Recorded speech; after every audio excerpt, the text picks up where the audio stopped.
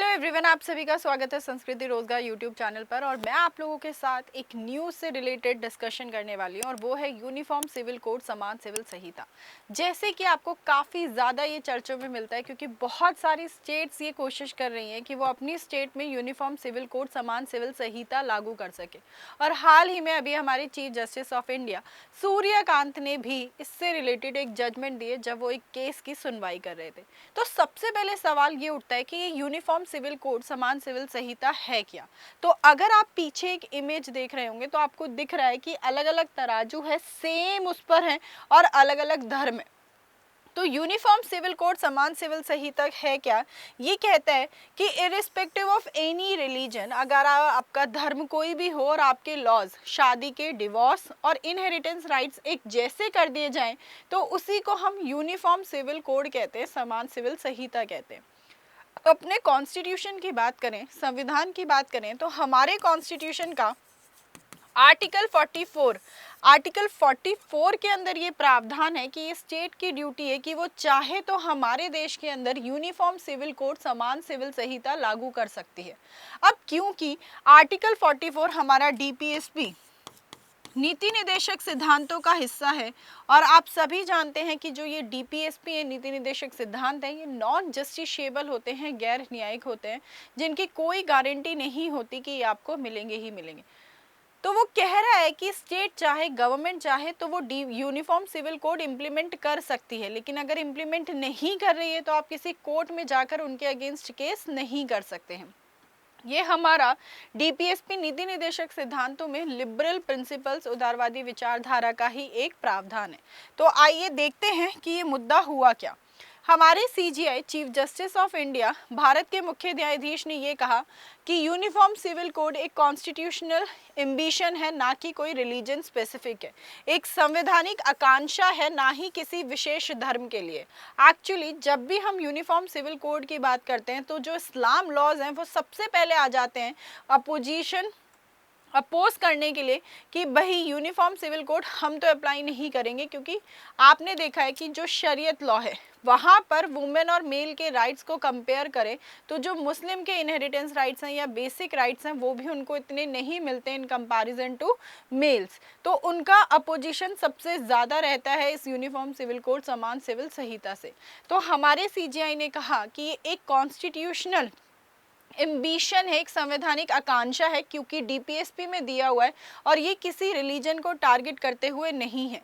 होता ये है कि एक बेंच बनाई जाती है जिसमें हमारे chief justice of India, Bharat के मुख्य न्यायाधीश जस्टिस जॉय माल्या बागची और विपुल एम पंचोली जी एक प्ली सुन रहे होते हैं, जहां पर चैलेंज किया जाता है शरीयत लॉ को, जहां शरीयत लॉ को वुमेन के लिए जो इनहेरिटेंस मैटर्स में उनके राइट है वो उसे चैलेंज करता है कि ये सही नहीं है। अब एज ऑफ अप्रैल 2026 हम देखें तो यूनिफॉर्म सिविल कोड जो है वो एडवांस कर रहा है धीरे धीरे हमारे देश के अंदर।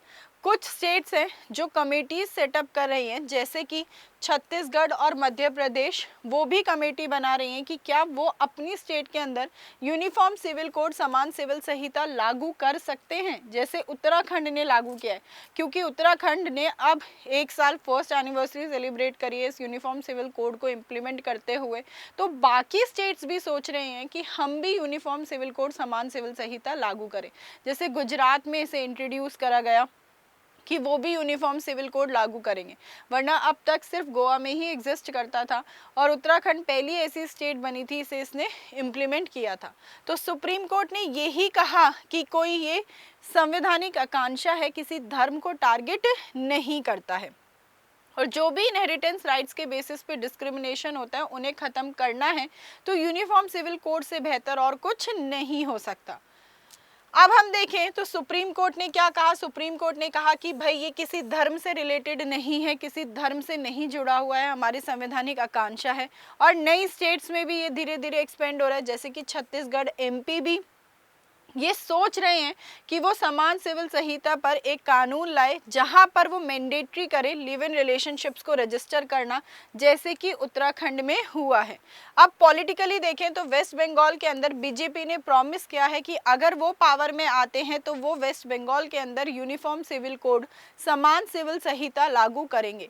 उत्तराखंड पहली ऐसी स्टेट बनी थी जिसने यूनिफॉर्म सिविल कोड लागू करा। अपना फर्स्ट ईयर ऑफ इम्प्लीमेंटेशन वो सेलिब्रेट कर रहे हैं और कुछ र्यूमर्स भी हैं। अब यहाँ पर सबसे बड़ा जो अपोजिशन है वो आता है मुस्लिम पर्सनल लॉ बोर्ड का, क्योंकि वो कहते हैं कि कहीं ना कहीं उनके जो पर्सनल लॉज हैं वो ये सब चीज़ें अलाउ नहीं करते हैं, तो वो अपोज में सबसे ज़्यादा है और उनके रिलीजियस फ्रीडम इतना अलाउ नहीं करता है। तो ये सारे मुद्दे थे जो मैंने अभी आपके साथ डिस्कस किए, हिंदी में मेंशन्ड है। अब यूनिफॉर्म सिविल कोड कहता क्या है? सबसे पहली बात वहाँ पर आ जाती है लिव इन रिलेशनशिप को रजिस्टर कराना, कि नए रूल्स बने नए स्टेट्स जैसे कि मध्य प्रदेश, जहाँ पर लिव इन रिलेशनशिप्स को रजिस्टर कराना पड़ेगा। अगर लिव इन रिलेशनशिप्स रजिस्टर होंगे तो बेहतर होगा, क्राइम कम होगा। दूसरी बात, जो लीगल राइट्स है चिल्ड्रन के, अगर ऐसे लिव इन रिलेशनशिप्स की वजह से हो रहे हैं तो उन्हें भी उनके इनहेरिटेंस राइट्स मिल सके और वुमेन को भी मेंटेनेंस मिल सके, तो कहीं ना कहीं वुमेन्स के अगेंस्ट जो है क्राइम रेट कम होगा। अब यूनिफॉर्म लॉज रहेंगे मैरिज, डिवोर्स और प्रॉपर्टी के, तो भी जो डिस्क्रिमिनेशन होता आया है वुमेन और मेल के बीच, महिला और पुरुष के बीच धर्म के नाम पर, वो डिस्क्रिमिनेशन भी खत्म हो सकेगा।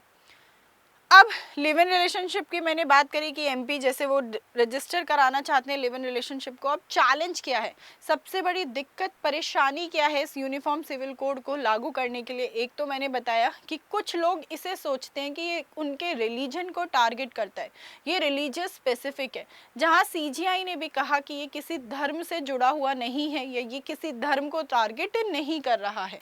हम लोग बात करें चैलेंज के, तो चैलेंज है सबसे पहले यहाँ ये कि उन सिटीजन्स की प्राइवेसी मेंटेन्ड नहीं रहेगी। अगर लिव इन रिलेशनशिप्स रजिस्टर कराने हैं तो उन्हें रजिस्ट्रेशन कराने में दिक्कत होगी। लीगल एक्सपर्ट्स भी ये कह रहे हैं कि उत्तराखंड में भी बहुत कॉम्प्लेक्सिटीज़ हुई हैं जो कपल्स को फेस करनी पड़ी है इस यूनिफॉर्म सिविल कोड की वजह से। और क्योंकि कुछ लोग ये सोच रहे हैं कि रिलीजियस टारगेट है तो वो अपोज करते ही करते हैं कि उनके धर्म नहीं अलाउ कर रहा है, उनका शरीयत लॉ नहीं अप्लाई कर रहा है, अलाउ कर रहा है, तो इसीलिए हम जो है इसे अप्लाई नहीं करें। आपको क्या लगता है कि हमारे देश में ये यूनिफॉर्म सिविल कोड, समान सिविल संहिता होना चाहिए या नहीं होना चाहिए? आपके इस पे क्या विचार है कि अपने स्टेट के अंदर ये सब अप्लाई करना चाहिए कि लिव इन रिलेशनशिप को रजिस्टर किया जाए, है ना? शादी करने के लिए जैसे देखा था कि पेरेंट्स को इन्फॉर्म किया जाएगा, और एक जैसे इनहेरिटेंस राइट्स होने चाहिए मैरिज डिवोर्स के एक जैसे, क्योंकि अभी क्या है सबके अपने रिलीजन के अकॉर्डिंग है। जैसे किसी की शादी मंदिर में होती है, किसी की दरगाह में, तो किसी के चर्च में, किसी का डिवोर्स तलाक कहकर होता है तो किसी का साइन कर कर होता है। तो जब ये सारे लॉज एक जैसे कर दिए जाएं इररिस्पेक्टिव ऑफ एनी रिलीजन, तो उसी को हम क्या कहते हैं? यूनिफॉर्म सिविल कोड कहते हैं। तो मुझे उम्मीद है कि आप सभी को ये सारी बातें अच्छे से समझ आ गई होगी।